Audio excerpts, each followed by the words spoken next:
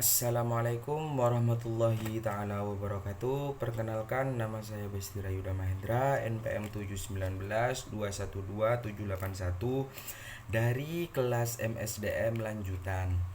Baik, di sini saya akan menjelaskan tentang disiplin kerja. Menurut Hasibuan tahun 2016, kedisiplinan adalah kesadaran dan kesediaan seseorang mentaati semua peraturan dan norma-norma sosial yang berlaku.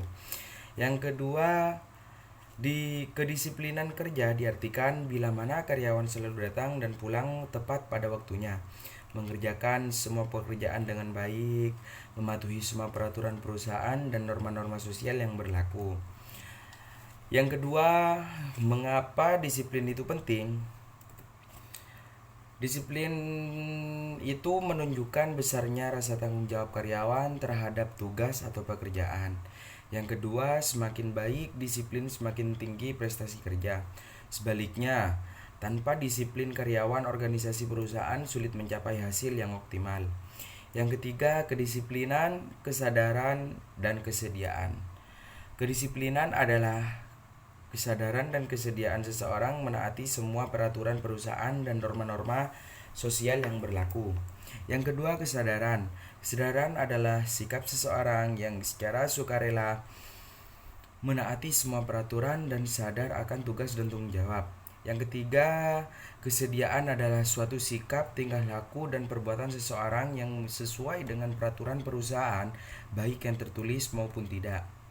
Yang keempat, perlunya peraturan dan hukuman dalam kedisiplinan. Peraturan sangat diperlukan untuk memberikan bimbingan dan penyuluhan bagi karyawan dalam menciptakan tata tertib yang baik di perusahaan. Dengan tata tertib yang baik, semangat kerja, moral kerja, efisiensi, dan efektivitas kerja karyawan akan meningkat. Hukuman diperlukan untuk meningkatkan kedisiplinan dan mendidik karyawan supaya menaati semua peraturan perusahaan. Pemberian hukuman harus adil dan tegas terhadap semua karyawan. Yang kelima, indikator kedisiplinan. Yang pertama, tujuan dan kemampuan. Tujuan harus jelas, cukup menantang serta sesuai dengan kemampuan karyawan. Yang kedua, teladan pemimpinan. Pemimpinan menjadi panutan harus menjadi contoh yang baik, disiplin, jujur, adil, serta sesuai kata dengan perbuatan. Yang ketiga, balas jasa.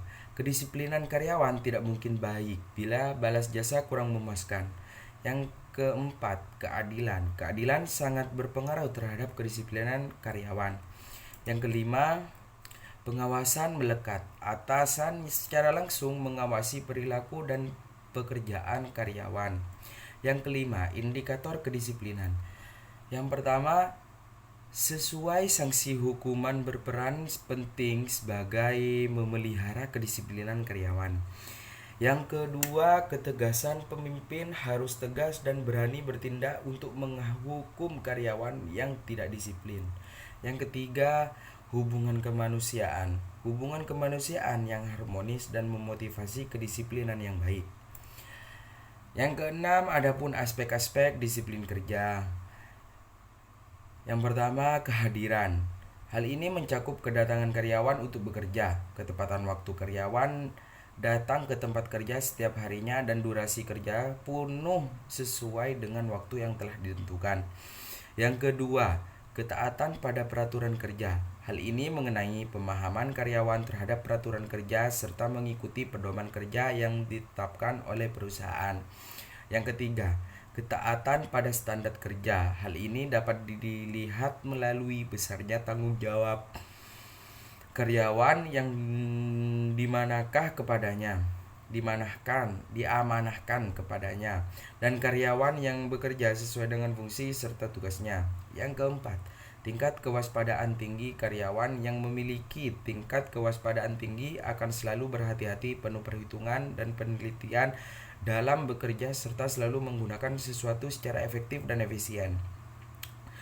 Yang kelima, bekerja etis, yaitu menunjukkan sikap dan perilaku yang baik dalam bekerja, kesopanan dan kejujuran karyawan serta saling menghargai antar sesama karyawan.